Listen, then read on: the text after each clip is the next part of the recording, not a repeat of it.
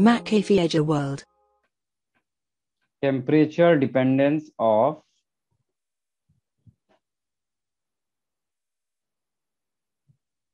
या आप सिर्फ ऐसे भी लिख सकते हैं टेम्परेचर डिपेंडेंस, किसी भी रिएक्शन पर उसके रेट पर टेम्परेचर का क्या इफेक्ट पड़ता है।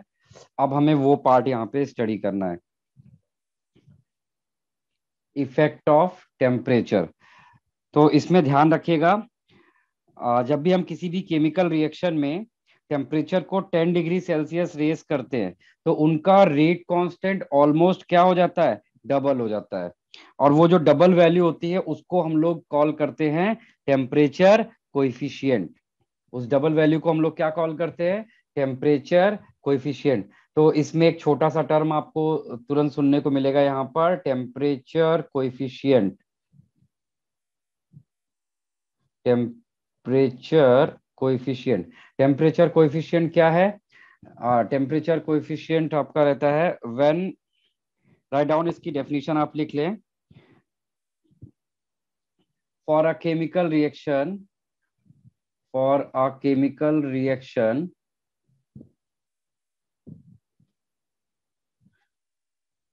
for a chemical reaction with rise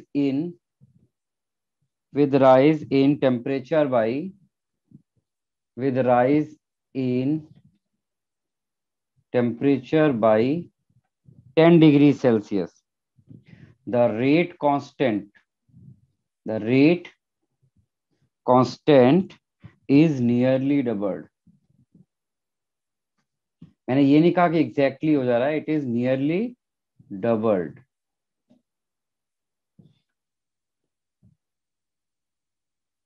called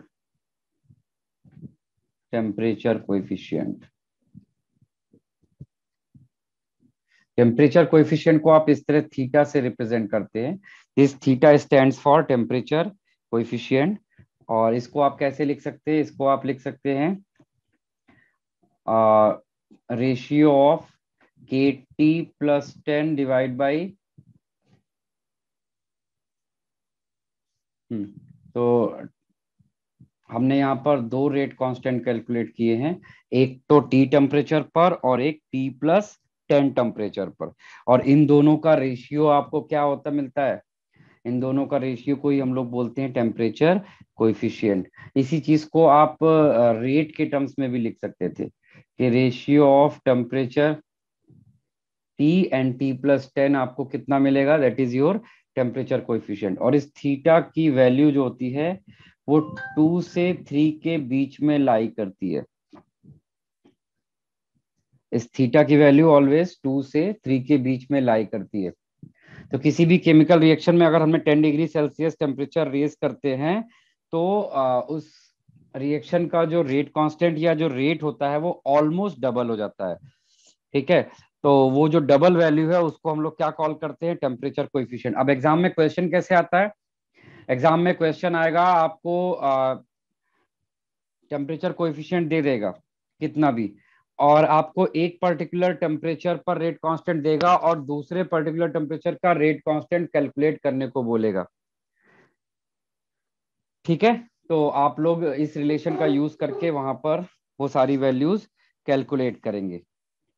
अच्छा, फिर उसके बाद ये तो था टेम्परेचर कोएफिशिएंट, टेम्परेचर के साथ में कैसे चेंज करता है। ये सारा कुछ हमें किसने दिया था, this was given by scientist name as Arrhenius. The temperature dependence of rate of chemical reaction is given by Arrhenius। तो इन्होंने हमें कैसे दिया था, एक हमें मैथमेटिकल इक्वेशन दिया था और उस मैथमेटिकल इक्वेशन से उन्होंने एक्सप्लेन किया था इस चीज को। तो वो मैथमेटिकल इक्वेशन क्या थी, आरेनियस इक्वेशन। आप यहाँ पर लिख सकते हैं next thing is Arrhenius equation.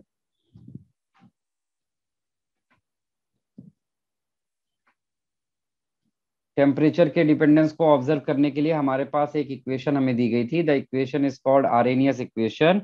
और इक्वेशन क्या होती है, K equals to A, capital A रहेगा, ध्यान रखिएगा। हर एक सिंबल का अपना एक मीनिंग है, EA upon RT। This is your Arrhenius equation. यहाँ पर ए क्या है, this A, what is the significance of A, ये एक एनर्जी का टर्म होता है। We called it Arrhenius factor और फ्रीक्वेंसी फैक्टर, फ्रीक्वेंसी फैक्टर, और we called it pre exponential factor.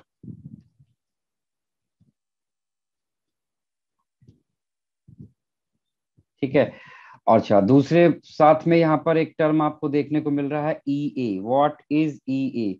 This is very useful term. It is called activation energy. Activation energy, ये क्या है आपका? Activation energy.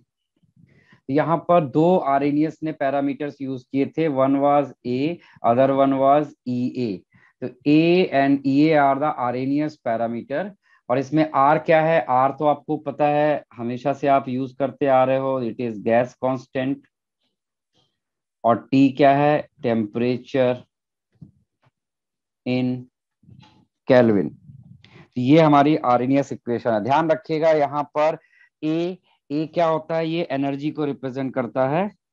ठीक है, और इसको आप लोग अगर रिप्रेजेंट करेंगे यूनिट के फॉर्म में तो वी कॉल्ड इट जूल पर मोल। तो what is the unit of A? Is joule पर मोल, जूल पर मोल। तो इसमें जितने भी एनर्जीज के टर्म्स होंगे सबको आप जूल के में कैलकुलेट करेंगे, जूल पर मोल, या फिर कैलोरी में कैलकुलेट किया जाएगा। सिर्फ ये दो ही तरीके से इनको कैलकुलेट किया जाता है। चलिए, इनकी एनर्जी, इस एनर्जी के टर्म को या टेम्परेचर के इफेक्ट को थोड़ा सा ग्राफिकली और देखेंगे तो हमें बहुत सारी चीजें और पता चलेंगी। यहाँ पर आपको दो नए टर्म सुनने को मिलेंगे। एक तो आपने अभी सुना हुआ है एक्टिवेशन एनर्जी, अभी मैंने इसको डिफाइन नहीं किया।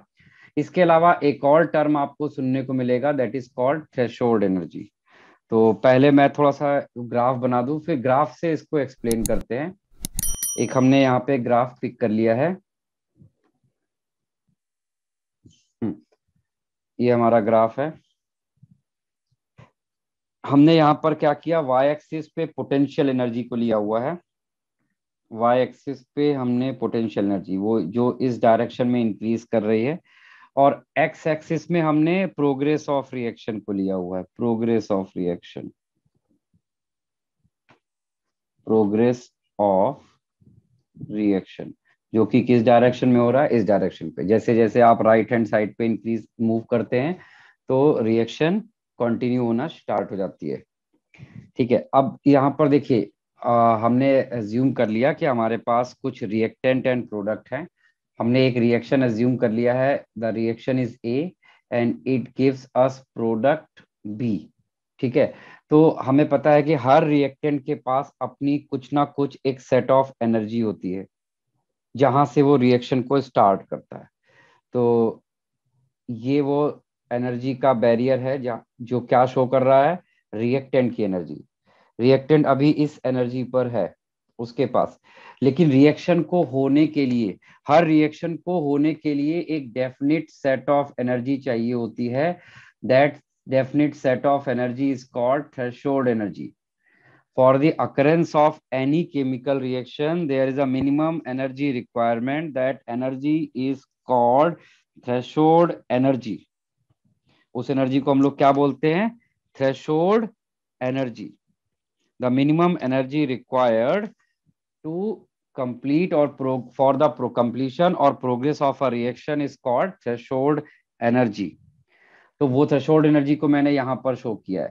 तो रिएक्टेंट ए अभी यहाँ पर है, ए का एनर्जी लेवल इधर है, और इसको जब तक इसका एनर्जी इस थ्रेशोल्ड एनर्जी के बराबर नहीं होगा तब तक प्रोडक्ट का फॉर्मेशन स्टार्ट नहीं होता है।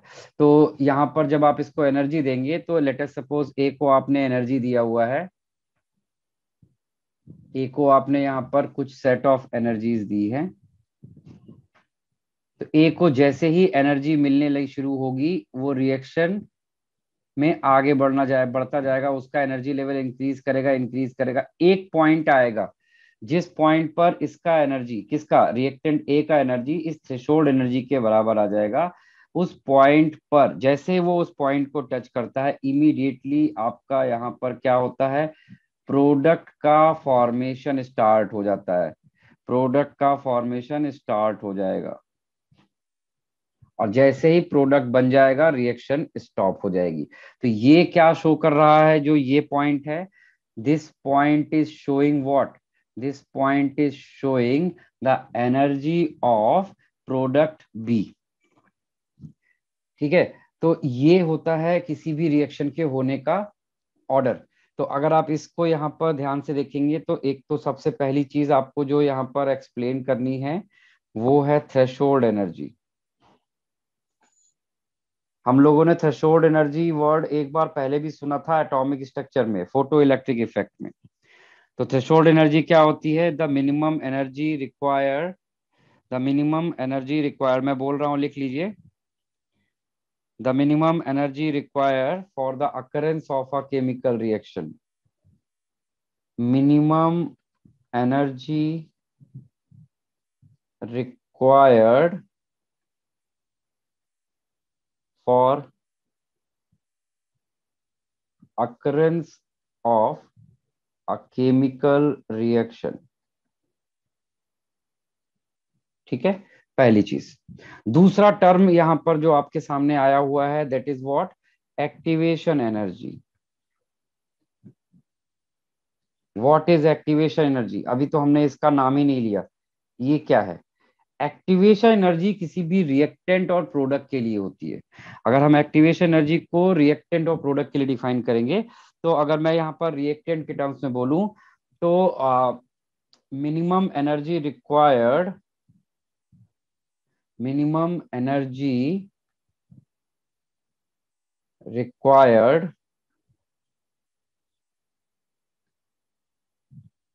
To reactant to achieve what, threshold energy.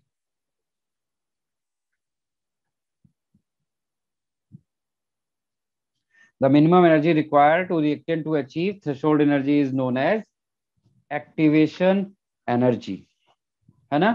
तो आप यहां पर इसको ऐसे भी लिख सकते थे, इसी सेम चीज को आप इस तरह से सिंबॉलिक फॉर्म में ऐसे लिख सकते थे कि थ्रेशोल्ड एनर्जी जो है, थ्रेशोल्ड एनर्जी वो क्या होता है, वो activation energy plus energy of reactant के सम के बराबर होता है, एनर्जी ऑफ रिएक्टेंट। ठीक है, अब इस ग्राफ में देखते हैं, यहां पर ये पॉइंट क्या शो कर रहा है, this point is showing threshold energy. ठीक है, ये पॉइंट क्या शो कर रहा है, एनर्जी ऑफ रिएक्टेंट। क्लियर। तो अब इस रिएक्टेंट को इस थ्रेशोल्ड एनर्जी तक जाने के लिए कितनी एनर्जी की रिक्वायरमेंट है, जितना ये डिफरेंस है। तो this difference is called activation energy, this difference is called activation energy. इसी डिफरेंस को आप क्या बोलते हैं, एक्टिवेशन एनर्जी। इस पूरे ग्राफ को देख लीजिए, कहीं पर कोई चीज जो आपको नहीं समझ रही हो आप उसको डिस्कस करिए। किसी के पास कोई कंफ्यूजन है इसमें, थ्रेशोल्ड एनर्जी एक्टिवेशन एनर्जी में। ये एनर्जी है एक्टिवेशन एनर्जी, और यहां से यहां तक जो एनर्जी है वो एनर्जी ऑफ रिएक्टेंट हो गया, और इस टोटल एनर्जी जो रिएक्शन होने के लिए चाहिए होती है इसको बोलते हैं हम लोग थ्रेशोल्ड एनर्जी। और ध्यान रखिएगा, जब किसी रिएक्टेंट को थ्रेशोल्ड एनर्जी मिलती है तभी आपका रिएक्शन का इंटरमीडिएट फॉर्मेशन, जिसको सॉरी ट्रांजिशन स्टेट बनती है, क्या बनती है वहां पर, ट्रांजिशन स्टेट, जिसको हम लोग एक्टिवेटेड कॉम्प्लेक्स भी बोल सकते हैं। तो we can write it as transition state. कौन से पॉइंट पर ट्रांजिशन स्टेट बनता है, जब उसको थ्रेशोल्ड एनर्जी अचीव होता है, या ये कह सकते हैं कि रिएक्टेंट को एक्टिवेशन एनर्जी जब मिल जाती है तो ट्रांजिशन स्टेट का फॉर्मेशन होता है। ट्रांजिशन स्टेट को हम लोग काइनेटिक्स की लैंग्वेज में बोलते हैं एक्टिवेटेड कॉम्प्लेक्स। यहां पर मैं आपको थोड़ा सा याद दिलाना चाहूंगा SN2 रिएक्शन में, SN2 रिएक्शन में जब आपका एक 1 डिग्री अल्काइल हैलाइड था, उसके ऊपर जब न्यूक्लियोफाइल अटैक करता है तो वहां पर यही प्रोसेस होता है। तो ये वो पॉइंट है जहां पर ट्रांजिशन स्टेट मिलती है, वही ट्रांजिशन स्टेट के बाद से प्रोडक्ट का फॉर्मेशन स्टार्ट होता है। तो ट्रांजिशन स्टेट क्या होती है? ट्रांजिशन स्टेट रिएक्शन की सबसे मोस्ट अनस्टेबल स्टेट होती है। अब किसी अनस्टेबल स्टेट को आप कैसे पहचानते हैं? तो ध्यान रखिएगा, stability is inversely proportional to the energy. जिस सिस्टम की एनर्जी जिस पॉइंट पर मैक्सिमम होगी, पार्टिकल के पास जिस वक्त सबसे मैक्सिमम एनर्जी होगी, उस टाइम पर वो सबसे लेस स्टेबल होगा। तो आप देख सकते हैं इस पूरे सिस्टम में ये वो पॉइंट है जहां पर, ये वो पीक है जहां पर सिस्टम के पास जो एनर्जी है वो मैक्सिमम है। और जब वो मैक्सिमम एनर्जी स्टेट में है तभी वो सबसे ज्यादा अनस्टेबल है। तो transition state is highly energetic and least stable state of reaction. Clear है सभी को ये चीज? कोई चीज जो यस। आपको इस हाँ सर। आरएनए इक्वेशन में जानना हो? Threshold energy, activation energy, activated complex या ट्रांजिशन स्टेट क्यों स्टेबल है, क्यों अनस्टेबल है, ये सारे पॉइंट्स। चलिए, इसके बाद अब आते हैं आरएनएस इक्वेशन पे वापस। आरएनएस इक्वेशन को हम लोग कई डिफरेंट डिफरेंट फॉर्म्स में रिप्रेजेंट करते हैं। तो आरएनएस इक्वेशन को जो हम लोग क्वेश्चंस में यूज करेंगे तो ऐसे कर सकते हैं। हमें पता है कि K is equal to A E to the power minus E A upon R T होता है। This is your Arrhenius equation. हम लोग इसी इक्वेशन को अलग, अगर आपके पास एक अलग टेम्परेचर टी वन दिया है और उस पे रेट कांस्टेंट के वन गिवन है, और डिफरेंट टेम्परेचर टी टू दिया है और उस पे रेट कांस्टेंट के टू है, तो टी वन टी टू और के वन के टू में रिलेशन कैसे स्टेब्लिश करेंगे, वही हम लोग अब करने जा रहे हैं यहाँ पर। यानी हम लोग आरएनएस इक्वेशन का एक मॉडिफाइड फॉर्म बनाने जा रहे हैं जो हम लोग प्रॉब्लम सॉल्विंग में यूज करेंगे। इस रिलेशन को हम लोग प्रॉब्लम सॉल्विंग में बहुत रेयरली यूज करते हैं, क्योंकि हमारे लिए एक्सपोनेंट की वैल्यू कैलकुलेट करना विदाउट कैलकुलेटर पॉसिबल नहीं रहता है। तो हमें एक ऐसा रिलेशन चाहिए जिसको हम विदाउट कैलकुलेटर सॉल्व कर सकें या हम लॉग की हेल्प से सॉल्व कर सकें। तो बस मैं वही करने जा रहा हूं अभी यहाँ पर। तो इसके लिए हमने क्या किया, दोनों साइड पे लॉग ले लिया, taking log of both side. ठीक है, अभी हमने लॉग बेस ई लिया है, ध्यान रखिएगा, लॉग बेस ई। तो taking L N of both side, तो जैसे ही आप एल एन लेंगे तो it will be L N के L N A E to the power minus A upon R T. फिर आपने यहाँ पर इसको ओपन कर दिया, लॉग ए इंटू बी क्या होता है, log A plus log B. फिर इसके बाद नेक्स्ट, अब आप इसको log A to the power B को क्या लिख सकते हैं, B log A, that is minus E A upon R T और एल एन ई। और एल एन ई जो होता है उसकी वैल्यू कितनी होती है, वन, तो ये आपका वन हो जाएगा और ये है आपका एल एन ए।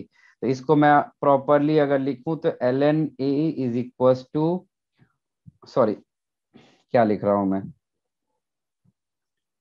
के,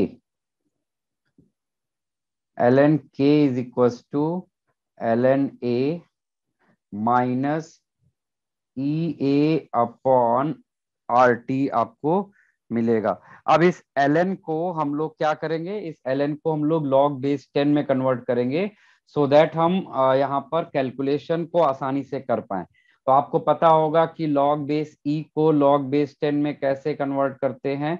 log बेस e को जब भी हमें log बेस 10 में कन्वर्ट करना होता है तो हम लोग उसको ऐसे लिख देते हैं, 2.303 से मल्टीप्लाई कर देंगे, तो ये क्या बन जाएगा, 2.303 log के base 10 log a base 10 times 2.303 minus E A upon R T. पूरी इक्वेशन में हमने 2.303 से डिवाइड किया, तो इक्वेशन मिलेगी आपको log के base 10 is equal to log a base 10 minus E A upon 2.303 R T. इस इक्वेशन को हम लोग क्या कॉल करते हैं, this equation, this is name as van Hoff equation. कभी कभी एग्जाम में सीधे सीधे वैन हॉफ इक्वेशन ही पूछ देते हैं वो लोग। Went of equation. तो इस वेंट ऑफ इक्वेशन का क्या यूज रहता है, इस पे ग्राफ वगैरह आते हैं। तो इसका ग्राफ कैसे प्लॉट किया जाता है, इसके ग्राफ को हम लोग कुछ इस तरह से प्लॉट करेंगे। यहाँ पर अगर आप ध्यान से देखें, अगर मैंने यहाँ पर लॉग के ले लिया है, वाई इस पे वाई एक्सिस पे लॉग के ले लिया, और एक्स एक्सिस पे मैंने 1/t ले लिया है। तो जरा आप मुझे ग्राफ का नेचर देख के पहचानिए कि क्या बनेगा ग्राफ। अगर आपने यहाँ पर ऐसा ले लिया तो बताइए ग्राफ कैसा बनेगा। ये y है ना, और ये 1/t को x ले लो, तो ये यहाँ minus sign, y is equal to minus M X plus C का ग्राफ आएगा, यानी स्ट्रेट लाइन का ग्राफ आएगा विद निगेटिव स्लोप।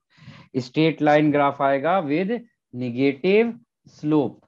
और यहाँ पर जब आप स्लोप मेजर करेंगे किसी भी पॉइंट पर, तो वो स्लोप कितना आएगा आपका, स्लोप कितना आ जाएगा, देख के पहचानिए यहाँ से slope, minus E A upon 2.303 r। आपको इस तरह से स्लोप आ जाएगा। और साथ ही साथ यहाँ पर देखिए एक चीज आपको और मिलेगी, वाई एक्सिस इंटरसेप्ट कितना है, लॉग ए। ये आपको वाई एक्सिस इंटरसेप्ट भी मिल जाएगा। अब इस पे क्वेश्चन कैसे आता है, आपको एक ये मॉडिफाइड वेंट ऑफ इक्वेशन दे दी जाएगी, और उस इक्वेशन को देख के आपको स्लोप ऑफ ग्राफ पूछा जाएगा, या फिर ए का वैल्यू पूछा जाएगा। ठीक है, और कभी कभी वो लोग उल्टा सकते हैं, वो ग्राफ ही आपको दे देंगे, और ग्राफ में आपको स्लोप का वैल्यू दे देंगे, और आपसे एक्टिवेशन एनर्जी कैलकुलेट करने को बोलेंगे। या फिर आपको कह देंगे कि वाई एक्सिस इंटरसेप्ट दे दिया और ए का वैल्यू आपसे कैलकुलेट करने को बोलेंगे। तो ग्राफिकल क्वेश्चन बहुत आते हैं इस सेगमेंट के, इसलिए ये वाला ग्राफ आपको अच्छे से समझ में आना चाहिए। चलिए, तो ये वेंट ऑफ इक्वेशन से हम लोग आगे बढ़ते हैं। अब हमने क्या किया, हमने आपको बताया था शुरू में कि हमारे पास दो कंडीशन होती है। जब हमारे पास टेम्परेचर T1 था, तो उस वक्त रेट कांस्टेंट K1 था, और जब टेम्परेचर चेंज होके T2 हो जाता है, तो रेट कांस्टेंट हमारे पास क्या है, K2 है। ठीक, तो अब बस आप क्या करिए, यही दोनों वैल्यू इस वेंट ऑफ इक्वेशन में पुट कर दीजिए। तो जैसे ही आप ये वैल्यू इसमें पुट करेंगे, आपको दो अलग अलग इक्वेशन देखने को मिलेंगी। log K1 is equal to log A। ध्यान रखिएगा A इज कांस्टेंट, ये किसी रिएक्शन का होता है, कभी टेम्परेचर प्रेशर पे डिपेंड नहीं कर रहा होता है, ये सिर्फ रिएक्टेंट का होता है। रिएक्शन अगर सेम है तो ए वैल्यू विल रिमेन सेम। और यहाँ पर एक्टिवेशन एनर्जी भी रिएक्टेंट की होती है, ये भी वेरी नहीं करेगी। 2.303 RT, हमने क्या वेरी कराया है, टेम्परेचर वेरी कराया है। This is our one equation. फिर ऐसे ही हमारी एक दूसरी इक्वेशन बन जाएगी, log K2 is equal to log A minus E A upon 2.303 R T2। ये हमारे पास सेकेंड इक्वेशन बन जाएगी। अब हमें क्या करना है, दोनों को सब्ट्रैक्ट कर दीजिए। तो दोनों को सब्ट्रैक्ट करेंगे तो आपको क्या मिलेगा, log of K1 minus log of K2, और log A से log A कैंसिल हो जाएगा, और आपके पास यहाँ पर EA अपॉन 2.303 R कॉमन आएगा, और यहाँ पर क्या आ जाएगा, आपने इससे इसको सपरेट किया तो ये प्लस हो जाएगा, तो 1/T2 माइनस 1/T1 आएगा। आप इसको ऐसा भी लिख सकते थे कि log of K1 upon K2 is equal to EA upon 2.303 R 1/T2 minus 1/T1। ये आपकी एक नई आर्हेनियस इक्वेशन आ गई, new form of Arrhenius equation. इसको भी आप आर्हेनियस इक्वेशन कॉल करते हैं, new form of Arrhenius equation. Question solve करने के लिए हम लोग इसको भी यूज करेंगे। इसको कैसे यूज करते हैं, आपको K1 T1 T2 दे दे और K2 कैलकुलेट करवा दे, ये ठीक हो सकता है। K1 K2 T1 T2 सब दे दे, आपसे EA यानी एक्टिवेशन एनर्जी कैलकुलेट करा दे। तो क्वेश्चन में कैसे भी आ सकता है, अभी आप एक्सरसाइज वगैरह करोगे तो आपको दिखेगा। ठीक है, जेई जो है इस फॉर्मूले का यूज आजकल नहीं करवा रहा है, क्योंकि इसमें लॉग की जरूरत पड़ती है। या तो वो लॉग का वैल्यू आपको क्वेश्चन में दे दे तो आप कैलकुलेट कर लें। ठीक है, लेकिन अभी क्या हुआ है, न्यूमेरिकल टाइप क्वेश्चन आने लगे हैं, जब से न्यूमेरिकल टाइप क्वेश्चन आने लगे हैं, तो बहुत पॉसिबिलिटी है कि आपको इसके क्वेश्चन भी देखने को मिल जाएं। बट आजकल क्या है, जेई कैलकुलेशन करवाने से ज्यादा बिलीव करता है आपको कॉन्सेप्ट अप्लाई करवाने में। तो वो ज्यादा प्रेफर करता है इस तरह के क्वेश्चन जिसमें ग्राफिकल वैल्यूज वगैरह यूज करवाएगा वो आपसे। ठीक है, तो ये वाले पॉइंट को वो सबसे ज्यादा यूज करता है। देख लीजिए, इसमें कोई चीज जो आपको नहीं समझ में आया हो आप पूछिए।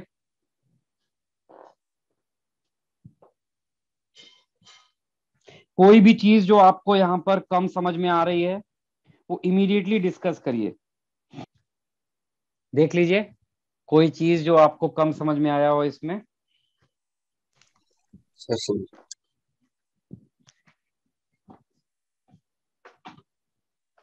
आप इसको बिल्कुल एक सिस्टमेटिक करते चले जाइए, इसमें कोई भी आपको चीज इतना ज्यादा परेशान नहीं करेगी। ऑलमोस्ट सब कुछ एज पर रूल और प्रिंसिपल चलता है।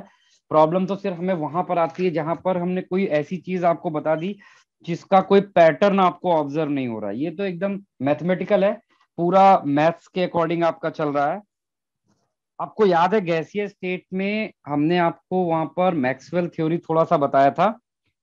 गैसियस आपने पढ़ा होगा, गैसियस स्टेट में मैक्सवेल कर्व। बताइए भाई, आपने पढ़ा है या नहीं पढ़ा है, तो मुझे उसी से पता चलेगा कितना मुझे आपको एक्सप्लेन करना है।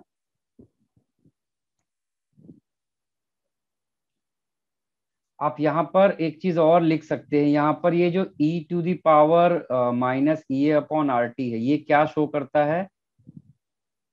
Fraction of molecule. What fraction of molecule? Fraction of molecule involve involve in effective collision. इसकी वैल्यू होती है e⁻ तो ये जो एक्सपोनेंट वैल्यू है ये क्या होता है? The fraction of molecule involve in effective collision. अभी हम लोग कोलिजन थ्योरी में जाएंगे तो इफेक्टिव और इनइफेक्टिव कोलिजन दोनों ही हमें समझना है। लेकिन उससे पहले मैं चाह रहा था कि एक बार टेम्परेचर का पूरा काम खत्म हो जाए। तो टेम्परेचर में एक बोल्ट्जमैन ने एक ग्राफ हमें दिया था। आपने वो ग्राफ पढ़ा है, बोल्ट्जमैन मैक्सवेल कर्व? बताइए भाई, अगर नहीं पढ़ा है तो फिर मैं पहले उसको थोड़ा सा एक्सप्लेन करूं। वैसे वो गैसीय स्टेट में आता है, मैक्सवेल बोल्ट्जमैन कर्व। चलिए, आपने पढ़ा भी होगा तो मुझे लग रहा है सब आप भूल चुके हो। आपके रिस्पॉन्स से ऐसा मुझे फील हो रहा है कि आप भूल चुके हो। देखिए, मैक्सवेल ने एक कर्व डिसाइड बनाया था। उस कर्व में उसने दो चीजें हाईलाइट की थी। एक तो वाई एक्सिस पर लिया था उसने फ्रैक्शन ऑफ मॉलिक्यूल। ठीक है, वाई एक्सिस पे उसने फ्रैक्शन ऑफ मॉलिक्यूल लिया था। और एक्स एक्सिस पे उसने क्या लिया था? Kinetic energy. एक्स एक्सिस पे काइनेटिक एनर्जी, और फिर उसने क्या किया? टेम्परेचर के साथ में इनका ग्राफ देखा। टेम्परेचर के साथ में मॉलिक्यूल्स का ग्राफ देखा। ठीक है, तो उसने वहां पर क्या ऑब्जर्व किया? ग्राफ में, ग्राफ जब उसने देखा तो उसको ग्राफ कुछ ऐसा मिला कि जैसे जैसे टेम्परेचर बढ़ा रहा है काइनेटिक एनर्जी बढ़ रही है, बढ़ रही है। ऐसे आपकी काइनेटिक एनर्जी यहाँ पर चेंज करेगी। मैं इसको थोड़ा सा और लंबा ले लेता हूँ। काइनेटिक एनर्जी के साथ में जैसे जैसे आप टेम्परेचर बढ़ाते हैं, इस तरह से एनर्जी का वेरिएशन आपको ऑब्जर्व होगा। ठीक है, तो अब जरा इस ग्राफ को समझते हैं कि इस ग्राफ में वो क्या बता रहे हैं। वहां पर आपको थ्री टाइप्स की वेलोसिटी बताई गई थी गैसियस पार्टिकल में। थ्री टाइप्स की वेलोसिटीज होती है: most probable velocity, average velocity and RMS velocity. याद आया कुछ कुछ? तो ये जो यस पीक सर। पॉइंट होता है, this peak point indicates what? ये जो पीक है, ये पीक पॉइंट हमें क्या बता रहा है? यहाँ पर पीक पॉइंट हमें बता रहा है द मोस्ट प्रोबेबल वेलोसिटी। ये हमें क्या बता रहा है यहाँ पर? Most probable velocity.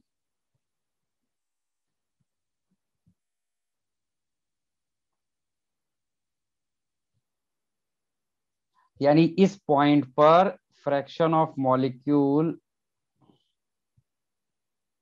सबसे हाईएस्ट फ्रैक्शन ऑफ मॉलिक्यूल्स आपका रहता है कब, जो मोस्ट प्रोबेबल वेलोसिटी के साथ में होता है। ठीक है, तो इस डायरेक्शन में क्या हो रहा है, काइनेटिक एनर्जी बढ़ रही है। ठीक है, जैसे जैसे आप यहाँ पर देखेंगे काइनेटिक एनर्जी, आपको ये जो ग्राफ मिल रहा है यहाँ पर, इस ग्राफ में आपका रीजन होता है, इस रीजन में इसको ऐसे बोल सकते हैं, मैं इस ग्राफ को थोड़ा सा शेड कर रहा हूं यहाँ पर। ठीक है, ये जो मैंने शेडेड पार्ट लिखा है अभी, ये रीजन। तो जब भी कोई भी रिएक्शन स्टार्ट होती है रिएक्टेंट मॉलिक्यूल के साथ में, तो आप उसको टेम्परेचर देना शुरू करते हैं, उससे क्या होता है, मॉलिक्यूल आपस में कोलाइड करते हैं और प्रोडक्ट बनने के लिए वो आगे जाते हैं। तो मॉलिक्यूल कोलाइड करते जाते हैं, कोलाइड करते जाते हैं, तो लेकिन सिर्फ कितने fraction of molecule actually reaction में पार्टिसिपेट करते हैं, या फिर कह सकते हो थ्रेशोल्ड एनर्जी को अचीव कर पाए हैं। तो आप यहां पर देखेंगे इस पूरे रीजन में, इस डायरेक्शन में काइनेटिक एनर्जी बढ़ रही है। तो सबसे हाईएस्ट काइनेटिक एनर्जी किस रीजन की होगी, इस रीजन की, जिसको मैंने शेडेड किया है। इस रीजन में जो पार्टिकल होंगे उनकी काइनेटिक एनर्जी सबसे ज्यादा होगी। ठीक है, यानी उन इस रीजन के पार्टिकल की पॉसिबिलिटी सबसे ज्यादा है कि वो थ्रेशोल्ड एनर्जी को अचीव कर लेंगे। तो सबसे ज्यादा पॉसिबिलिटी है कि इस रीजन के ही पार्टिकल होंगे जो रिएक्टेंट में एक्टिवेटेड कॉम्प्लेक्स बनाएंगे और प्रोडक्ट का फॉर्मेशन कर पाएंगे। ये लाइन जो मैंने अभी बताया है, क्या आप ये समझ पा रहे हैं? सर आप एक बार वापस बता सकते हैं? मैंने बोला कि जब हम लोग कोई भी केमिकल रिएक्शन होती है, तो रिएक्टेंट के मॉलिक्यूल्स आपस में कोलाइड करते हैं, लेकिन उनको कोलाइड करने के लिए एनर्जी कहाँ से मिलती है, with the help of temperature. तो जब आप टेम्परेचर रेज करते हैं, तो मॉलिक्यूल्स को काइनेटिक एनर्जी मिलना स्टार्ट होती है। तो मॉलिक्यूल्स को जब काइनेटिक एनर्जी मिलना स्टार्ट होगी, तो जब वो मैक्सिमम काइनेटिक एनर्जी गेन कर पाएगा, तभी वो ज्यादा चांसेस है कि वो मैक्सिमम थ्रेशोल्ड एनर्जी अचीव कर पाएगा। तो अगर आप इस ग्राफ को देखें, यहाँ पर जो मॉलिक्यूल था उसकी जीरो काइनेटिक एनर्जी थी, फिर जैसे जैसे आपने टेम्परेचर बढ़ाते जाते हैं, उसकी काइनेटिक एनर्जी बढ़ती जा रही, बढ़ती जा रही, बढ़ती जा रही, बढ़ती जा रही। और जो यहाँ ये जो मैंने शेडेड रीजन दिखाया है, this shaded region has maximum kinetic energy. और यहाँ पर जो इस रीजन से जो पार्टिकल बिलोंग करते हैं उनकी काइनेटिक एनर्जी सबसे ज्यादा होगी। और जिन पार्टिकल्स की काइनेटिक एनर्जी सबसे ज्यादा होगी, यानी उनके पास ज्यादा चांसेस है कि वो थ्रेशोल्ड एनर्जी के बराबर आ पाएंगे। और जब तक थ्रेशोल्ड एनर्जी के बराबर नहीं आएंगे, तब तक एक्टिवेटेड कॉम्प्लेक्स नहीं बनेगा, तब तक प्रोडक्ट नहीं बनेगा। तो अगर आप इस रीजन और इस रीजन को कंपेयर करें, तो इन दोनों रीजन में से कौन से रीजन के मॉलिक्यूल की प्रोबेबिलिटी ज्यादा है कि वो प्रोडक्ट बना पाएगा? तो आंसर है शेडेड रीजन। ये मैंने अभी बताया। क्या आप ये बात समझ पा रहे हो? हाँ सर। ठीक है, ये हमने ग्राफ जो बनाया है, ये एक पर्टिकुलर टेम्परेचर टी के लिए ग्राफ सपोज बनाया था। ये हमने एक पर्टिकुलर टेम्परेचर टी के लिए ग्राफ बनाया, जिस पर्टिकुलर टेम्परेचर पर कुछ पार्टिकल इस रीजन में होंगे, कुछ इस रीजन में होंगे, और कुछ पार्टिकल इस रीजन में। तो जो पार्टिकल इस रीजन में होंगे उनकी एनर्जी सबसे ज्यादा होगी, उनकी पॉसिबिलिटी ज्यादा होगी कि वो एक्टिवेटेड कॉम्प्लेक्स बना पाएंगे, थ्रेशोल्ड एनर्जी अचीव कर पाएंगे, प्रोडक्ट बना पाएंगे। ठीक है, अच्छा, अब क्या बताया मैक्सवेल ने बोला कि अगर हम टेम्परेचर को 10 डिग्री सेल्सियस रेज कर दें, मैक्सवेल ने बोला कि अगर हम टेम्परेचर को 10 डिग्री सेल्सियस रेज कर दें तो क्या होगा। तो अगर हम यहाँ पर इसके टेम्परेचर को 10 डिग्री सेल्सियस रेज कर देते हैं, तो जैसे ही हम टेम्परेचर को 10 डिग्री सेल्सियस रेज करेंगे, तो आप वहां पर क्या ऑब्जर्व करने वाले हैं? जैसे ही हम लोग टेम्परेचर को 10 डिग्री सेल्सियस रेज कर देंगे, तो वहां पर क्या होगा, more molecule starts coming in the region of this shaded area, so that वो ज्यादा ज्यादा प्रोडक्ट बना पाए, क्योंकि आपने टेम्परेचर बढ़ा दिया, मतलब आपने और एनर्जी बढ़ा दिया। और मॉलिक्यूल्स को जो अभी उस रीजन में नहीं थे, उनको भी वो रिक्वायर्ड एनर्जी मिल जाएगी। तो उससे इस ग्राफ पे क्या फर्क पड़ेगा, उससे इस ग्राफ पर क्या फर्क पड़ेगा, वो बताइए आप। उससे इस ग्राफ पे फर्क ये पड़ेगा कि अगर आपने टेम्परेचर बढ़ा दिया, तो ये ग्राफ जो होता है, ग्राफ का एरिया, ये क्या हो जाता है, फ्लैटन होना शुरू हो जाता है। यानी अगर आपने टेम्परेचर को 10 डिग्री सेल्सियस बढ़ाया, तो ये ग्राफ जो है वो पहले से डाउन आ जाएगा, और उसका जो मोस्ट प्रोबेबल पॉइंट है वो भी शिफ्ट हो जाएगा। और मोस्ट प्रोबेबल पॉइंट शिफ्ट करके वो कहां पर पहुंच चुका होगा, वो कुछ इस जगह पे आ गया, और अभी आपको ग्राफ कुछ ऐसा मिलेगा। तो यहां पर आपने क्या ऑब्जर्व किया, this much molecule also gains that much required energy, जो रिक्वायर्ड होती है किस पर्पस के लिए, प्रोडक्ट बनाने के लिए। लेकिन जो मोस्ट प्रोबेबल वेलोसिटी थी, उसके फ्रैक्शन ऑफ मॉलिक्यूल पहले से देखिए यहाँ पर अभी डिक्रीज कर जाते हैं। तो यहाँ पर ये अगर टी टेम्परेचर पर था, तो ये वाला T+10 टेम्परेचर का ग्राफ है। तो जैसे जैसे आप टेम्परेचर बढ़ाते जाएंगे, ये ग्राफ फ्लैट होता चला जाएगा। और फ्लैट होने का मतलब क्या हुआ कि ये ग्राफ के अंदर ज्यादा मॉलिक्यूल एक्टिवेशन एनर्जी गेन करते चले जाएंगे, ज्यादा मॉलिक्यूल प्रोडक्ट बनाते चले जाएंगे। ठीक है भाई, ये मैक्सवेल ने बताया था कि अगर हम टेम्परेचर बढ़ाते जाते हैं तो this graph becomes flatten, and जो फ्रैक्शन ऑफ मॉलिक्यूल जो मोस्ट प्रोबेबल वेलोसिटी गेन करते हैं वो डिक्रीज करती चली जाएगा। और क्या चीज इंक्रीज करेगा, number of molecule participating in the formation of product that will increase. तो जो शेडेड रीजन है ये बड़ा होता चला जाएगा एज यू इंक्रीज टेम्परेचर। और ये वो रीजन है जहां पर मॉलिक्यूल जो कोलिजन करते हैं उसको हम लोग इफेक्टिव कोलिजन बोलते हैं। और यहाँ पर जो मॉलिक्यूल्स होते हैं उनके पास जो एनर्जी, उनको एक्टिवेशन एनर्जी मिल चुकी है, यानी वो थ्रेशोल्ड एनर्जी अचीव कर चुके हैं, एंड प्रोडक्ट बनाने में वो कैपेबल हो जाते हैं। तो ये था टेम्परेचर डिपेंडेंस। ये गैसियस स्टेट में भी पढ़ाया जाता है आपको, हो सकता है शायद मिस हो गया हो या आप भूल गए होगे। अच्छा, एक इंपॉर्टेंट चीज है इस पूरे ग्राफ में, आपने देखा कि हाइट ऑफ कर्व वेरी कर रहा है, लेकिन जानते हो क्या चीज यहाँ पर कांस्टेंट है, यहाँ पर एक चीज कांस्टेंट है जो वेरी नहीं कर रही है। द थिंग इज, कोई बता सकता है क्या कांस्टेंट है? किसी को कुछ भी याद नहीं है गैसीय स्टेट वाला। Area under the curve, area under the curve is constant. आप टेम्परेचर चेंज करते हैं तो सिर्फ क्या हुआ है, ग्राफ फ्लैटन होना शुरू हुआ है, लेकिन जो उसका ओवरऑल एरिया होगा दैट विल रिमेन कांस्टेंट। तो ये हमें किसने बताया था, ये हमें मैक्सवेल ने बताया था, इसको मैक्सवेल कर्व बोलते हैं। मैक्सवेल ने टेम्परेचर के साथ में रिएक्शन का वेरिएशन देखा था। कोलिजन, जो आपके मन में थोड़ा बहुत डाउट रह भी जाएगा ना, तो वो काफी हद तक आपका कोलिजन थ्योरी में खत्म हो जाता है, काफी हद तक आपका कोलिजन थ्योरी में खत्म हो जाएगा। सर आप वो ग्राफ फ्लैटनिंग का एक और बार बता सकते हो क्या? ओके, देखिए जब आप टेम्परेचर बढ़ाते हैं ना, तो टेम्परेचर बढ़ाने पे क्या होता है, मॉलिक्यूल्स को काइनेटिक एनर्जी और बढ़ जाएगी, और मॉलिक्यूल्स तेजी से कोलाइड करेंगे। अगर उनकी एनर्जी इंक्रीज करेगी, तो आप वो एनर्जी वाले ग्राफ की तरफ जाओ ना, यहाँ पे आंसर मिलेगा इसका। अगर आपने मोर टेम्परेचर इंक्रीज किया, टेम्परेचर इंक्रीज करने का मतलब आपने मोर एनर्जी दिया, तो पहले जितने मॉलिक्यूल्स उस पर्टिकुलर एनर्जी को गेन कर पा रहे, सारे मॉलिक्यूल उस एनर्जी, जैसे आप एक मिक्सचर है, मिक्सचर में 100 मॉलिक्यूल्स है, आपने उस सिस्टम को एनर्जी दिया, लेकिन उस सिस्टम में सारे मॉलिक्यूल वो एनर्जी गेन नहीं कर पाते। आप उसको ऐसे समझिए, जो आगे खड़े हैं उनको मिल जाएगा एनर्जी डायरेक्टली, जो बैक साइड पे है उनको एनर्जी मिलने में टाइम लगेगा।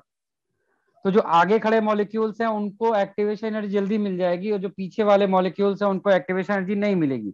लेकिन अगर आपने जो 100 मॉलिक्यूल्स को 100 जूल ऑफ एनर्जी दी थी, 100 की जगह आपने 150 जूल ऑफ एनर्जी देना शुरू कर दिया, तो वो एनर्जी ज्यादा अंदर तक मॉलिक्यूल्स के पास पेनिट्रेट करेगी, यानी ज्यादा मॉलिक्यूल उस एनर्जी को गेन कर पाएंगे और अपनी एक्टिवेशन एनर्जी को रिक्वायर मिनिमम ऑप्टिमम अमाउंट तक वो गेन इंक्रीज करा पाएंगे।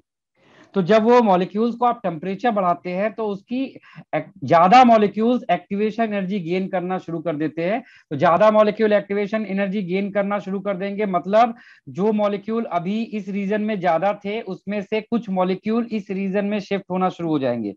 तो मॉलिक्यूल जब इस रीजन में शिफ्ट होंगे तो फ्रैक्शन ऑफ मॉलिक्यूल जो इस रीजन में थे वो डिक्रीज हो जाएंगे, इसीलिए ग्राफ जो है वो थोड़ा सा डिप होता जाएगा। जैसे जैसे टेम्परेचर बढ़ाओगे ग्राफ डिप होता चला जाएगा। अभी इसी सेम चीज को हम लोग कोलिजन थ्योरी में भी और थोड़ा जाएंगे डीप में, क्योंकि अभी तो मैं यहाँ पे कोलिजन थ्योरी को बहुत ज्यादा नाम नहीं ले रहा हूँ आपके सामने, क्योंकि वो आपको कंफ्यूज करेगा अगर मैंने सारा कुछ बोलना शुरू किया। चलिए, अब इसके बाद हम लोग इस चैप्टर के बिल्कुल लास्ट सेगमेंट पे आ गए हैं, जो है इसका purely theoretical part. The thing is, देखिए पीछे हमने क्या पढ़ा है, पीछे हमने रेट ऑफ रिएक्शन देखा, पीछे हमने मैकेनिज्म ऑफ रिएक्शन देखा, हमने उनका रेट कांस्टेंट वगैरह कैलकुलेट किया, ऑर्डर मॉलिक्यूलरिटी कैलकुलेट किया। लेकिन कोलिजन थ्योरी हमें क्या बताती है, कोलिजन थ्योरी हमें बताती है कि कोई केमिकल रिएक्शन होगी या नहीं होगी, या क्या क्या ऐसी कंडीशन होती हैं किसी भी केमिकल रिएक्शन के लिए होने के लिए। तो कोलिजन थ्योरी ने सबसे पहली चीज क्या कही, कोलिजन थ्योरी ने सबसे पहली बात ये बोली कि आप अगर ये जानना चाहते हैं कि कोई केमिकल रिएक्शन हो रही है या हो पाएगी या नहीं हो पाएगी, उसके लिए उन्होंने पहले कुछ एजम्पशन लिए। उन्होंने क्या एजम्पशन लिए फॉर द क्लियर कंक्लूजन्स, उन्होंने सिंपल सा एक एजम्पशन लिया था कि उन्होंने जितने भी रिएक्टिंग स्पीसीज थी, उनको आप एटम्स बोल सकते हैं, मॉलिक्यूल्स बोल सकते हैं, आयंस बोल सकते हैं, इन्होंने जितनी भी रिएक्टिंग स्पीसीज थी उनको एक नेम दिया। क्या नेम दिया उनको, सॉरी, उनका एक डेफिनिट शेप एज्यूम किया। इन्होंने एज्यूम किया कि all atoms and molecules are spherical in shape. इन्होंने क्या एज्यूम किया अपने मन में कि all atoms and molecules are spherical in shape, ऐसा कोलिजन थ्योरी ने पहले एज्यूम किया। फिर इन्होंने बोला कि whenever a reaction takes place, तो the reaction is result of collision among molecules, among what, reacting molecules. जब भी कोई केमिकल रिएक्शन होती है तो वो रिएक्शन क्यों हुई है, due to the collision between two reacting molecule, और you can say between more than two molecules. चलिए, तो मैं इसके एजम्पशंस जो है पहले मैं लिख देता हूं, आपको वो एजम्पशन डायरेक्टली यूज करना है और याद भी रखना है एजम्पशंस को। This theory is based on the kinetic theory of gases. सबसे पहली चीज, this theory is based on kinetic theory of gases. मैंने बुकलेट में कोलिजन थ्योरी वाले सेगमेंट में अच्छा खासा आपको कंटेंट दिया है। अगर आप सेल्फ स्टडी करना चाहो तो बुकलेट से कोलिजन थ्योरी अच्छे से रीड कर सकते हो, ठीक है। तो मैं ऐसा तो नहीं कि मैं यहाँ पर सब लिख सकता हूँ, मैक्सिमम चीजें तो मैं एक्सप्लेन करूंगा, थोड़े से मेन मेन पॉइंट मैं लिखूंगा। लेकिन अगर आप उनको बार बार सारे पॉइंट्स को रिवाइज करना चाहते हो तो आप क्या करो, आप बुकलेट को जरूर रीड करो। तो इसमें कुछ पॉइंट्स है। पहला, this theory is based on the kinetic theory of gases, एक तो ये आपको याद रखना है थ्योरी। और this theory assumes, this theory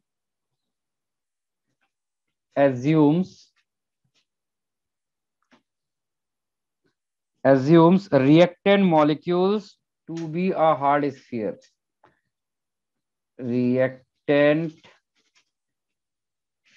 This theory assumes reactant molecules to be a hard sphere. ऐसा इसने एज्यूम किया है पहले। तो ये इनके एजम्पशन थे, ठीक है। और फिर इन्होंने क्या बोला था,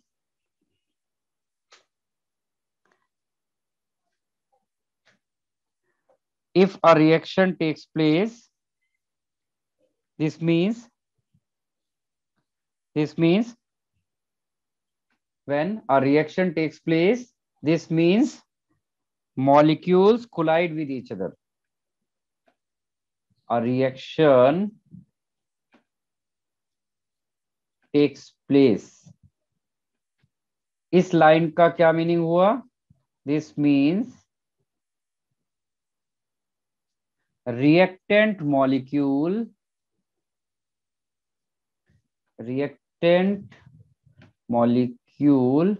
start colliding with each other। जब भी अकॉर्डिंग टू दिस थ्योरी, जब भी हम ये कहते हैं कि रिएक्शन हो रही है तो इसका मतलब वहां पर क्या हो रहा है, वहां पर रिएक्टेंट मॉलिक्यूल एक दूसरे के साथ कोलाइड कर रहे हैं। इसके अलावा नेक्स्ट चीज उन्होंने क्या बताया, और ये जो आपका and the products are, and the products are result of these collision, the product of reactions are the result of these collisions. Next आप लिख सकते हैं the product of reaction, product of reaction are result of effective collision. The product of reactions are result of effective collision. तो अब ये collision effective और ineffective collision क्या होता है? इन्होंने बोला कि जब हम रिएक्टेंट मॉलिक्यूल को कंटेनर में लेंगे, रिएक्ट कराएंगे, रिएक्ट कराने का मतलब होता है कि मॉलिक्यूल एक दूसरे को कोलाइड कर रहे हैं। क्या सारे कोलिजन आपके प्रोडक्ट बनाते हैं? आंसर है no. All collisions are not capable to form a product, but there are certain collision which are capable to form a product known as effective collisions, and the collisions which are not capable to form a product are called ineffective collisions. तो हम लोग यहाँ पर ineffective collision भी लिख लेते हैं एक बार। collisions which are not capable to form a product known as ineffective collisions.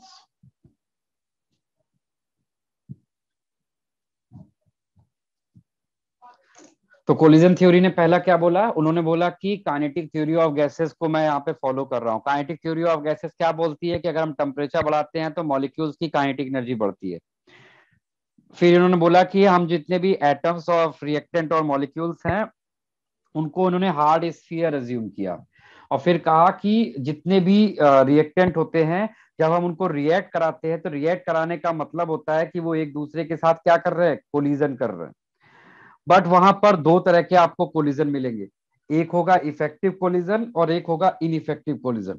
जिस कोलिजन से प्रोडक्ट बनता है उसको हम लोग इफेक्टिव कोलिजन बोलते हैं, जिस कोलिजन से प्रोडक्ट नहीं बनता है उसको हम लोग इनइफेक्टिव कोलिजन बोलते हैं। तो ये जितने भी पॉइंट मैंने बताए हैं इनमें से कोई भी चीज आपको अगर नहीं समझी हो तो पहले वो आप पूछ लीजिए। ये अभी सिर्फ कोलिजन थ्योरी का इंट्रोडक्शन है।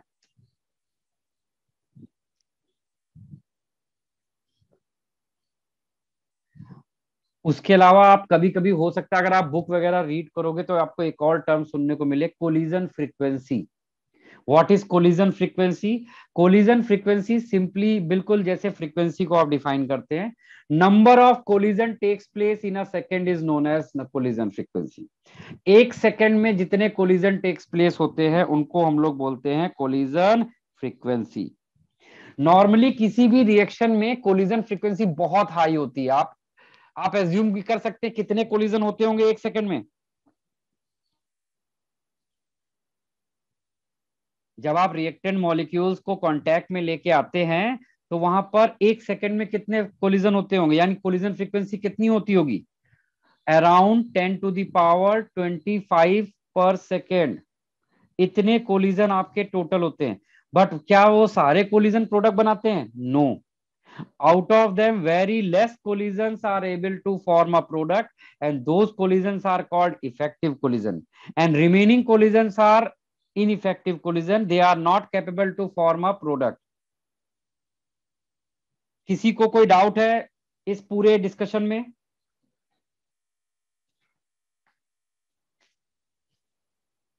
कोई डाउट नहीं किसी के पास?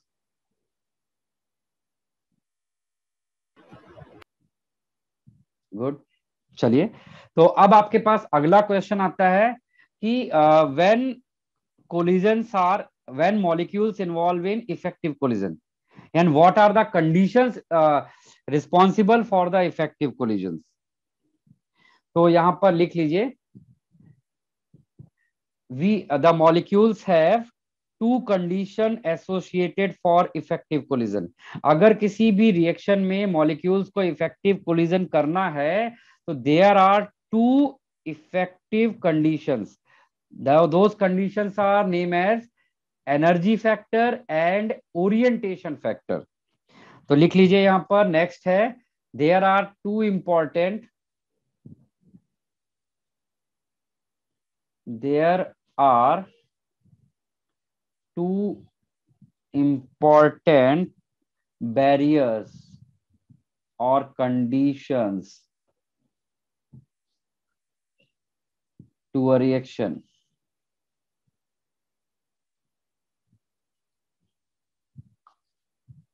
फर्स्ट है एनर्जी बैरियर और you can say energy factor, and second होता है आपका orientation factor.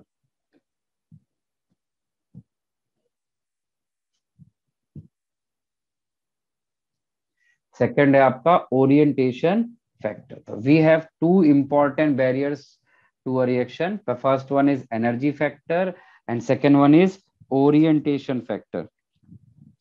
Energy factor and orientation factor कैसे अफेक्ट करते हैं किसी भी केमिकल रिएक्शन के लिए इफेक्टिव कोलिजन करने में, उस पॉइंट को हमें अब यहाँ पर वन बाय वन देखना है।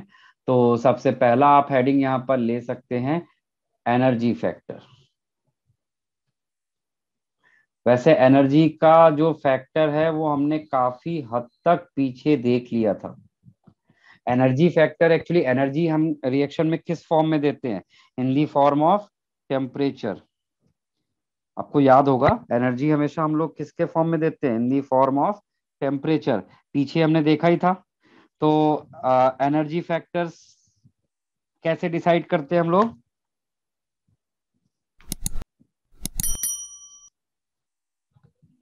पीछे अगर आप एक बार एनर्जी कैसे अफेक्ट करता है किसी भी केमिकल रिएक्शन को, तो वहां पर आपने कुछ चीजें देखी थी एनर्जी में से एसोसिएटेड। मैं उनके नाम लिख रहा हूं तो आपको याद आ जाएगा कि कौन कौन सी एनर्जी के फॉर्म में आपको थिंक करना होता है। Threshold energy, activation energy,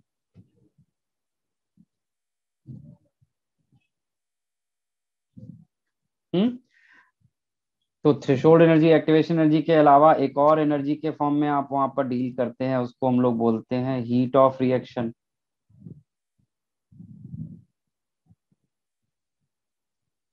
heat of reaction. तो एनर्जी फैक्टर तो आपको मैंने पीछे ये वाला बताया। थ्रेशोल्ड एनर्जी क्या था? किसी भी सिस्टम को मिनिमम एनर्जी चाहिए होती है रिएक्शन स्टार्ट करने के लिए, प्रोडक्ट फॉर्मेशन के लिए। The minimum set of energy of a reaction is called threshold energy.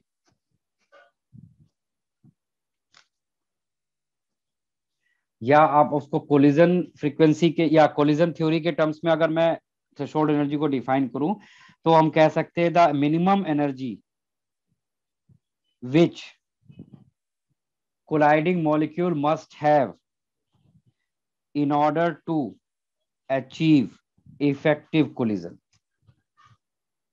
The minimum energy which colliding molecule must have in order to achieve effective collision is called threshold energy.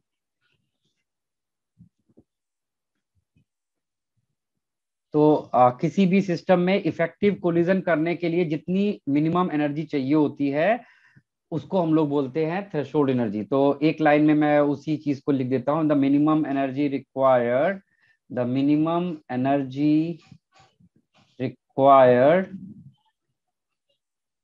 To molecule to start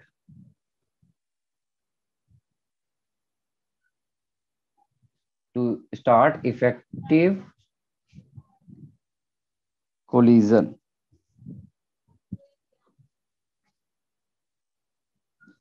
या आप यहाँ पर molecule की जगह पर बोल सकते हैं system. The energy required to system, system मतलब reaction mixture. The minimum energy required to system to start effective collision. तो सिस्टम में जितने भी मॉलिक्यूल्स कोलाइड कर रहे हैं उन मॉलिक्यूल्स के लिए इफेक्टिव कोलिजन करने के लिए जो मिनिमम एनर्जी चाहिए होती है उसको हम लोग बोलते थे थ्रेशोल्ड एनर्जी। और एक्टिवेशन एनर्जी क्या था? The minimum amount of energy required by reactant molecule to participate in a reaction. The minimum amount of energy required by reactant molecule. The minimum energy required. The minimum energy required by reactant. ये purely reactant के लिए है. The reactant molecules to participate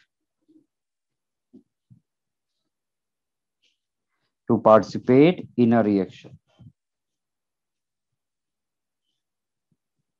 एक reaction में एक reactant molecule के participate करने के लिए उसको जितनी एनर्जी चाहिए होती है उसी को हम लोग बोलते हैं क्या?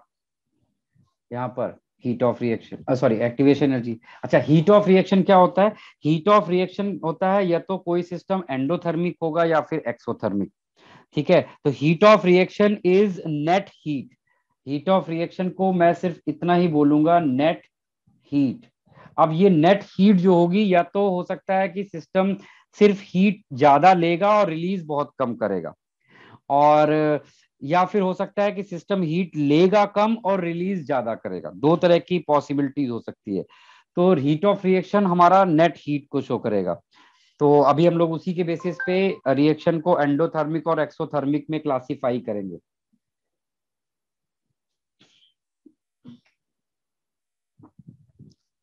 चलिए, तो एक तो हमारा हो गया एनर्जी फैक्टर। एनर्जी फैक्टर के बाद हमारे पास एक टर्म और है। हाँ, हम लोग जब एनर्जी फैक्टर देखते थे तो जब रिएक्टिंग मॉलिक्यूल्स को एक्टिवेशन एनर्जी मिलती थी तो वो क्या बनाता था? Activated complex. तो एक लाइन में यहाँ पर एक्टिवेटेड कॉम्प्लेक्स को भी डिफाइन कर लेते हैं। फिर इसके बाद तो हमें बस ग्राफ बनाने हैं। एक लाइन में बस आप एक्टिवेटेड कॉम्प्लेक्स को डिफाइन कर लीजिए और उसके बाद हमें सिर्फ ग्राफ बनाना है। तो एक्टिवेटेड कॉम्प्लेक्सेस क्या होते हैं?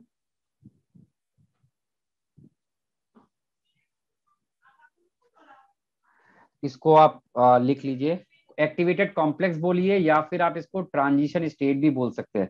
ऑर्गेनिक केमिस्ट्री में हम इसको टीएस बोलते हैं, ट्रांजिशन स्टेट। बट हम लोग जब काइनेटिक्स में होते हैं तो we called it activated complex. तो आप इसको याद रखिएगा, it is nothing but transition state. Transition state और एक्टिवेटेड कॉम्प्लेक्स। चलिए इसकी डेफिनेशन लिख लीजिए। A collision between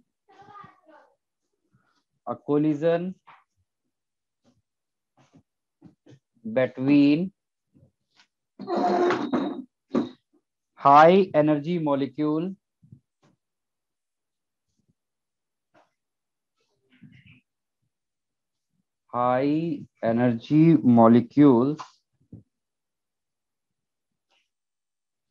overcome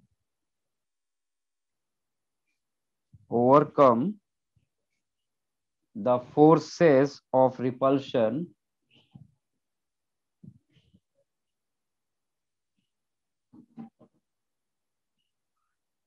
and brings the formation of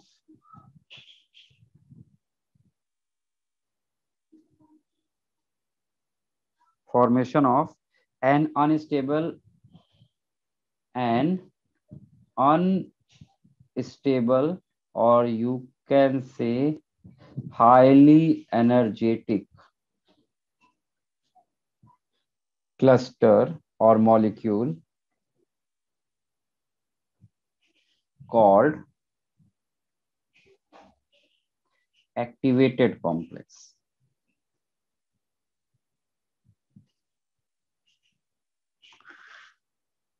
ठीक है, और ये हाईली अनस्टेबल होते हैं तो इनका लाइफ स्पैन बहुत छोटा होता है, बहुत छोटा।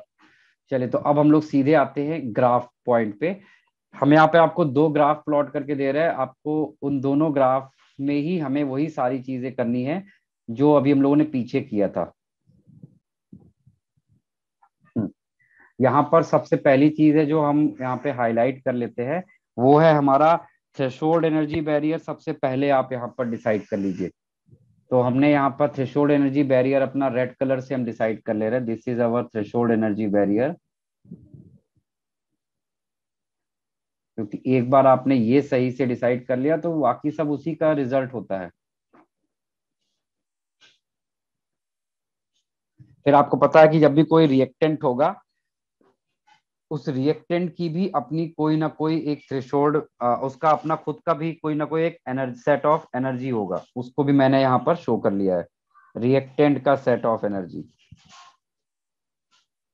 ठीक है, जब रिएक्टेंट को आप एनर्जी देते हैं, जब आप रिएक्टेंट मॉलिक्यूल्स को एनर्जी प्रोवाइड करते हैं, तो वहां पर क्या आप ऑब्जर्व करते हैं? जब आप रिएक्टेंट मॉलिक्यूल्स को एनर्जी प्रोवाइड करते हैं तो वहां पर आपको क्या ऑब्जर्वेशन मिलता है?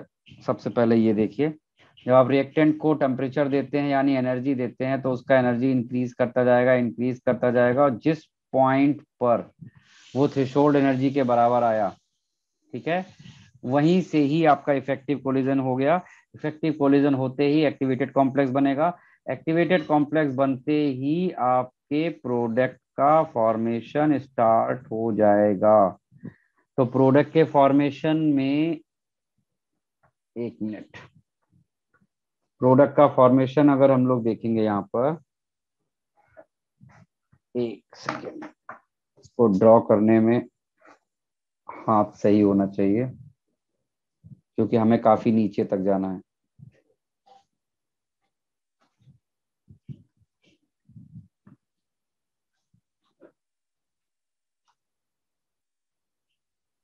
हमने टेम्परेचर दिया तो प्रोडक्ट का फॉर्मेशन स्टार्ट होने के लिए जो एनर्जी चाहिए वो हमें मिल गई।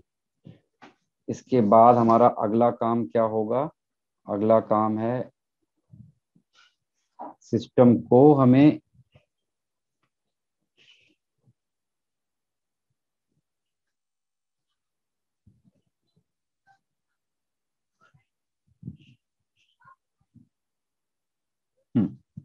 ये कुछ इस तरह से एनर्जी उसका डिप करेगा।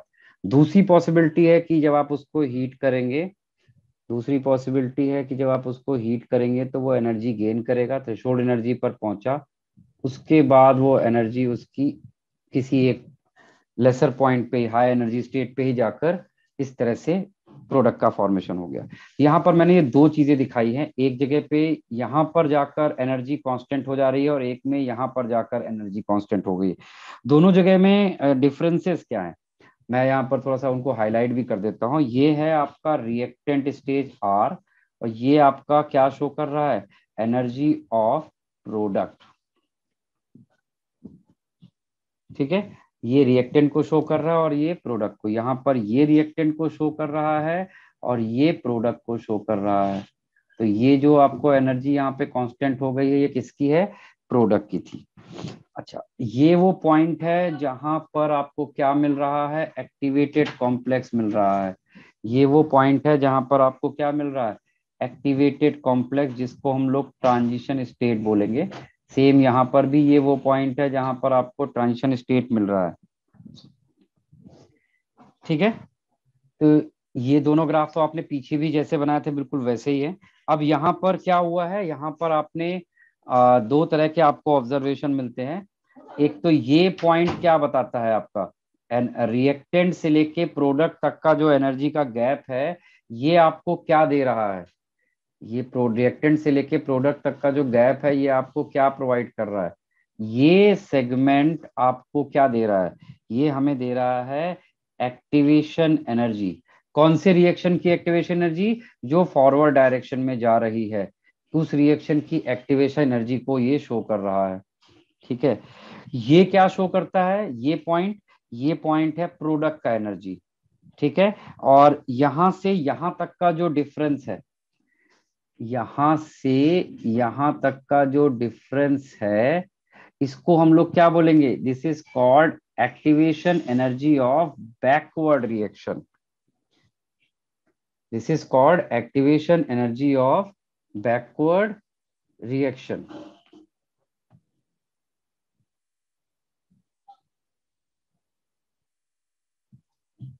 Activation energy of backward reaction. ठीक। अच्छा, अब डेल्टा एच क्या होता है?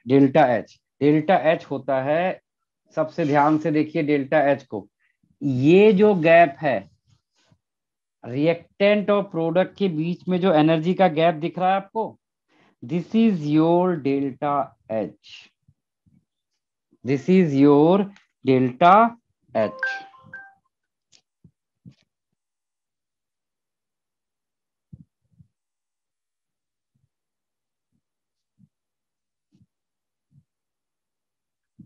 ठीक है, तो अब आपको ये डिसाइड करना है कि ये एक एंडोथर्मिक रिएक्शन है या फिर एक्सोथर्मिक। ऐसे ही आप इस वाले के लिए भी बना लीजिए।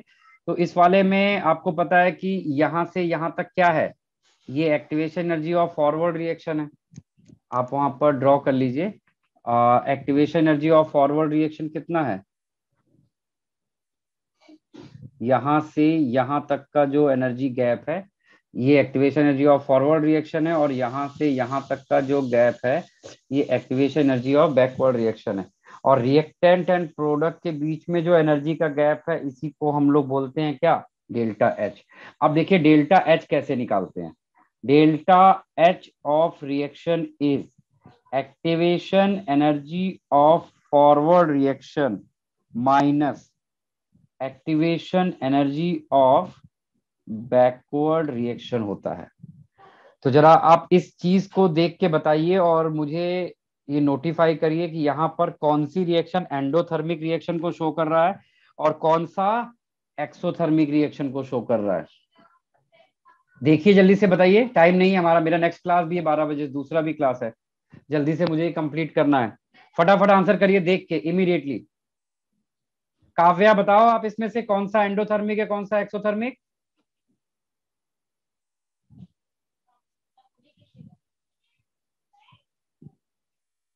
Kavya, are you there? Yes sir. हाँ बताओ।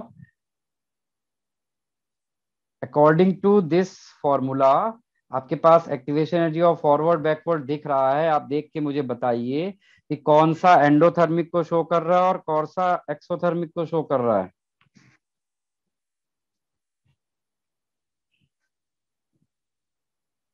तो पहला एंडोथर्मिक है। गलत। देखो जरा, ये है फॉरवर्ड रिएक्शन, ये एनर्जी का गैप ज्यादा है कि ये एनर्जी का गैप ज्यादा है? सर सेकंड वाले का। सेकेंड वाले का ज्यादा है ना। तो आप अगर यहाँ पर देखोगे, इसको समझो ये 10 होगा और ये होगा 40। तो 10 माइनस 40 करोगे तो कितना आएगा, -30, निगेटिव आएगा ना। स्मॉलर वैल्यू से बिगर वैल्यू को सब्ट्रैक्ट किया तो निगेटिव आएगा। तो इस रिएक्शन का जो डेल्टा एच है वो निगेटिव है, यानी वो रिएक्शन कैसी रिएक्शन को शो कर रहा है, एक्सोथर्मिक।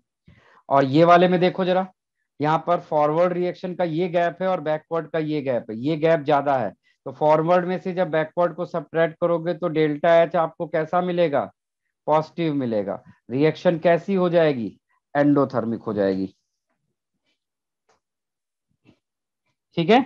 तो यहाँ पर कोलिजन थ्योरी ने क्या बताया कि जब रिएक्टेंट मॉलिक्यूल के पास एक्टिवेशन एनर्जी, थ्रेशोल्ड एनर्जी होती है और वो एक्टिवेटेड कॉम्प्लेक्स बनाने में कैपेबल हो पा रहा होता है, तभी वो क्या कर सकता है, तभी वो रिएक्शन में इफेक्टिव कोलिजन करेगा और तभी वहां पे फॉर्मेशन ऑफ प्रोडक्ट हो पाएगा। तो ये था एनर्जी फैक्टर, कि एनर्जी पे कैसे डिपेंड करता है। तो ये काफी कुछ पीछे डिस्कस हो गया था, इसीलिए हमें यहाँ पर ज्यादा कुछ नहीं करना था, सिर्फ आपको मुझे ये एंडोथर्मिक और एक्सोथर्मिक एक बार बस यहाँ पे शो कराना था। ठीक है। इसके बाद सेकेंड फैक्टर क्या है हमारा, second factor is orientation factor. Orientation factor chemical bonding में भी आपने यूज किया है, ओरिएंटेशन फैक्टर आपने केमिकल बॉन्डिंग में भी यूज किया था। आपको याद होगा केमिकल बॉन्डिंग में एक सेगमेंट होता है मॉलिक्यूलर ऑर्बिटल थ्योरी। तो मॉलिक्यूलर ऑर्बिटल थ्योरी में जब एटम्स एक दूसरे के साथ प्रॉपर ओरिएंटेशन में होते हैं तो बॉन्डिंग ऑर्बिटल का फॉर्मेशन होता है, और जब ऑर्बिटल्स इम्प्रॉपर ओरिएंटेशन में होते थे तो वहां पर एंटी बॉन्डिंग ऑर्बिटल बनता है। तो यहाँ पर बॉन्डिंग ऑर्बिटल का मतलब है effective collision, anti bonding orbital का मतलब होता है इनइफेक्टिव कोलिजन। अगर मैंने यहाँ पर बोला है कि कोलिजन हमें इफेक्टिव और इनइफेक्टिव, तो यहाँ पर हमें ओरिएंटेशन देखना है। ठीक है, तो ओरिएंटेशन को कैसे एक्सप्लेन करेंगे? तो ओरिएंटेशन एक्सप्लेन करने के लिए एक बहुत सिंपल सा एग्जांपल है, आपकी बुक में भी यही एग्जांपल दिया हुआ है और ये काफी अच्छा एग्जांपल लगता है मुझे कि ए बी मॉलिक्यूल है, इस ए बी मॉलिक्यूल से आपको A2 और B2 मॉलिक्यूल्स बनाने हैं। ठीक है, आपको ए बी मॉलिक्यूल से A2 और B2 मॉलिक्यूल्स बनाने हैं। तो आप अगर यहाँ पर ध्यान से देखेंगे कि A2 और B2 मॉलिक्यूल कैसे बनेंगे, आपके पास यहाँ पर जब ए बी के मॉलिक्यूल एक दूसरे के साथ कोलाइड करेंगे, ए बी के मॉलिक्यूल जब एक दूसरे के साथ कोलाइड कर रहे होंगे तो you have two types of possibilities. You have two types of possibility.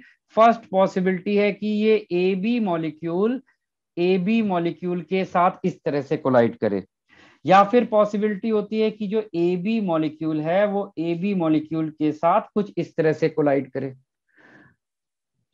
ठीक है, तो जब आपके मॉलिक्यूल ये इस तरह से कोलिजन करने के लिए एक दूसरे की तरफ अप्रोच करेंगे तो वहां पर आपको क्या ऑब्जर्व होने वाला है? ध्यान से देखिए, जब आप ये वाला कोलिजन करेंगे तो इस कोलिजन से क्या होगा? इस कोलिजन से ये ए मॉलिक्यूल और बी मॉलिक्यूल एक इस तरह से एक दूसरे के कांटेक्ट में आएंगे। ठीक है, और आफ्टर कोलिजन वो इस तरह से स्प्लिट होंगे। और ये क्या है? This is A2 and this is B2। और ये क्या था? आपका ट्रांजिशन स्टेट था। ठीक है, अच्छा इस वाले कोलिजन को जरा ऑब्जर्व करिए। इस वाले कोलिजन में आपके मॉलिक्यूल इस तरह से कांटेक्ट में आए। ठीक है, ये ट्रांजिशन स्टेट बनी, फिर आफ्टर कोलिजन वो इस तरह से स्प्लिट हुए।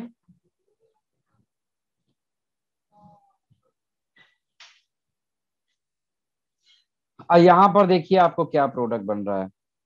तो मुझे बताइए इनमें से कौन सा कोलिजन इफेक्टिव लग रहा है और कौन सा इनइफेक्टिव लग रहा है आपको?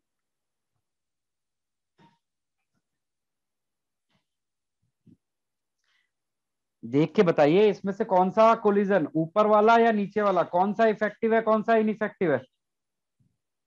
ऊपर वाला इफेक्टिव है। ऊपर वाला सर आपका, नीचे।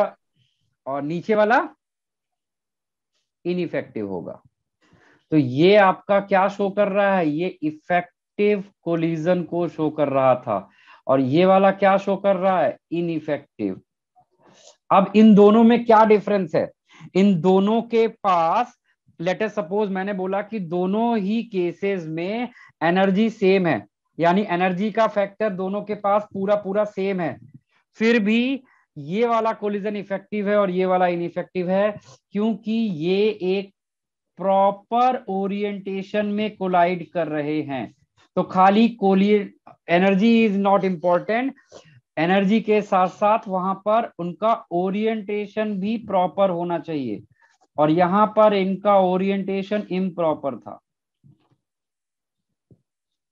तो जहां पर प्रॉपर ओरिएंटेशन हो रहा है वहां पे प्रोडक्ट बन रहा है, जहां पर इम्प्रॉपर ओरिएंटेशन हो रहा है वहां पर प्रोडक्ट नहीं बन रहा है। तो इस तरह से आपका ये ओरिएंटेशन फैक्टर किस तरह से वर्क कर रहा है आप इसको यहाँ पर देख के समझ सकते हैं। तो इसमें आपको लिखने के लिए कुछ नहीं है, ये आपके समझने वाला पॉइंट था कि मॉलिक्यूल्स के पास भले ही एनर्जी हो, लेकिन अगर उसका ओरिएंटेशन रॉन्ग है तो बेकार है, और अगर मॉलिक्यूल्स का ओरिएंटेशन प्रॉपर है और एनर्जी नहीं है तो भी नहीं होगा। तो इफ, यहां पर आप लिख सकते हैं if any one factor is missing, collision will be ineffective. Collision will be ineffective collision. तो और इफेक्टिव कोलिजन्स के लिए क्या चाहिए होता है? आपको ये दोनों फैक्टर चाहिए। For effective collision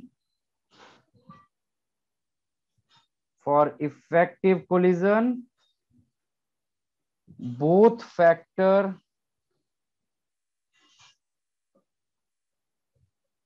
should be present or fulfilled. ये लाइन समझ पाए आप? ओरिएंटेशन फैक्टर में किसी के पास कोई कंफ्यूजन है?